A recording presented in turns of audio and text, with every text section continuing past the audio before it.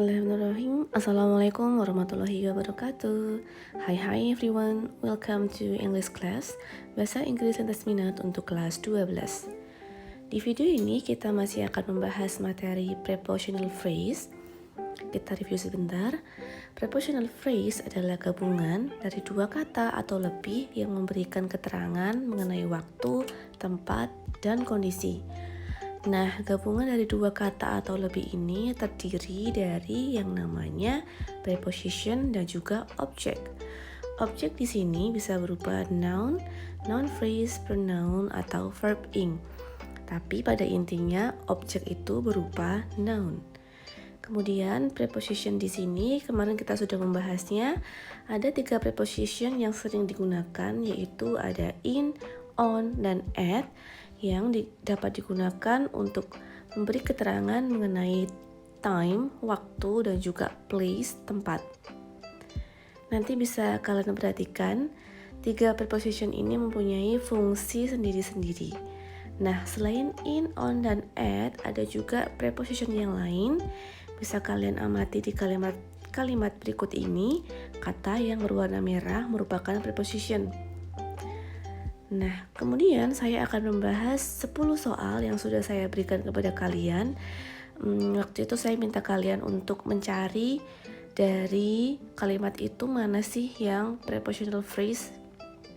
Namun, masih ada beberapa kalian yang menjawabnya kurang tepat. Nah, kita akan bahas satu persatu. Number 1, Nina and Nino have stayed here since 3 years ago. Dalam kalimat ini kita harus mencari mana yang merupakan prepositional phrase. Berarti kita cari dulu mana preposition dan juga mana objeknya. Kemudian ada dari kalian yang menjawab have stayed here since. Oke, kurang tepat ya. Karena have stayed here itu bukan preposition. Nah, prepositionnya di sini adalah since atau sejak. Kemudian diikuti dengan objeknya 3 years ago. Jadi prepositional phrase-nya menjadi since 3 years ago. Soal yang kedua, Alfio studied in Korean University. Oke, kemudian ada yang menjawab Korean University. Nah, ini belum prepositional phrase namanya. Korean University itu baru objeknya. Harusnya diikuti dengan preposition in dahulu, kemudian baru objeknya Korean University. Jadi prepositional phrase dari kalimat tersebut adalah in Korean University. The next one, the rare flower is conserved by the local government. Ada yang menjawab local government dan ini baru berupa objek, belum ada prepositionnya. Jadi kita belum bisa menyebutnya sebagai prepositional phrase ya. Oke, prepositionnya adalah by yang bisa diartikan oleh. Kemudian objeknya adalah the local government. Jadi prepositional phrase dari kalimat ini adalah by the local government. Okay, the next one, they bought a pizza for me. Ada yang menjawab pizza for me. Oke, pizza di sini tidak dibutuhkan ya dalam prepositional phrase. Kita hanya butuh preposition for, kemudian objek me. Menjadi for me. Oke, perlu diingat kata for merupakan bentuk preposition yang bermakna untuk. Berikutnya, the mobile phone belongs to her.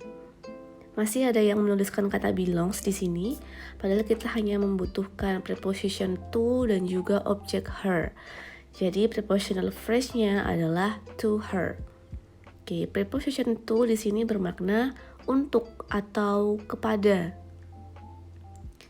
Berikutnya, the gas station is in front of a coffee shop. Ada yang menuliskan of a coffee shop.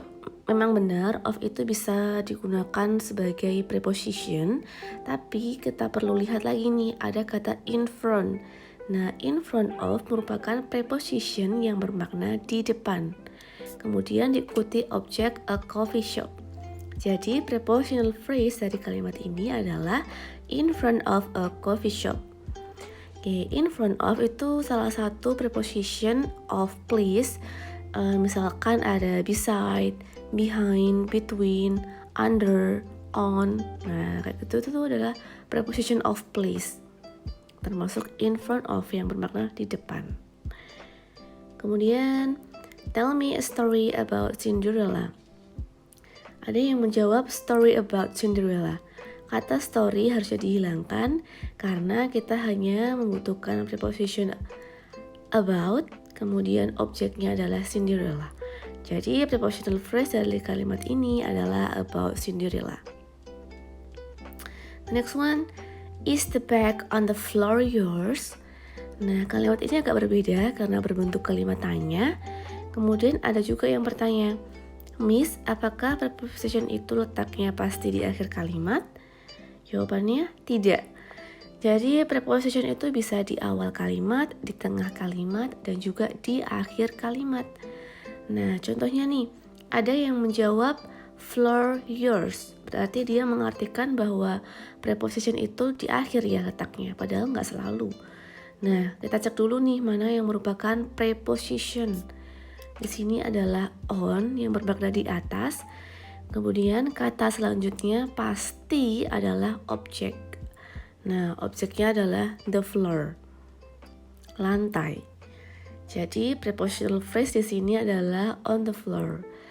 Nah, yang perlu diperhatikan, tidak semata-mata prepositional phrase itu di akhir kalimat ya. Oke, berikutnya. She is still sitting in the waiting room. Ada yang menjawab waiting room. Nah, waiting room di sini baru berupa objek ya, belum ada preposition. Jadi prepositionnya adalah in yang bermakna di dalam, kemudian objeknya adalah the waiting room. Jadi prepositional phrase-nya adalah in the waiting room. The next one, I adopted a black cat with white paws. Nah, masih ada yang menjawab menggunakan kata black cat. Padahal kita hanya memakai preposition with dan juga objek white paws menjadi with white paws. Nah, jadi selain preposition in, on, dan juga at, di 10 soal tadi kita sudah mempelajari ada preposition yang lain, yaitu ada with, in front of, to, dan banyak lainnya. Kemudian, saya akan membahas satu soal ini. Ini soal sudah pernah saya berikan di awal pertemuan mengenai topik prepositional phrase ya. Nah, ini tuh soal yang merupakan paling banyak salah dijawabnya. Makanya saya akan membahasnya di sini. Selain itu, ada juga siswa yang bertanya pada saya, Miss, kalau benda yang menempel pada dinding itu pakai in atau on? Nah, di sini masih banyak yang belum bisa membedakan apakah ini pakai in atau on. Padahal jawaban yang benar pakai kata on. Jadi kalau ada benda yang menempel pada dinding atau melekat pada suatu benda yang lainnya, kita itu pakainya on ya. Jadi the clock is on the wall. Jamnya itu menempel pada dinding atau ada pada dinding gitu. Nah, sekian soal yang sudah kita bahas. Oh, masih ada lagi pertanyaan. Miss, gimana cara menentukan preposition? Oke, kan susah Miss, prepositionnya pakai bahasa Inggris, sedangkan kita nggak tahu tuh artinya apa. Oke, kita balik lagi nih ke fungsi dari prepositionnya itu.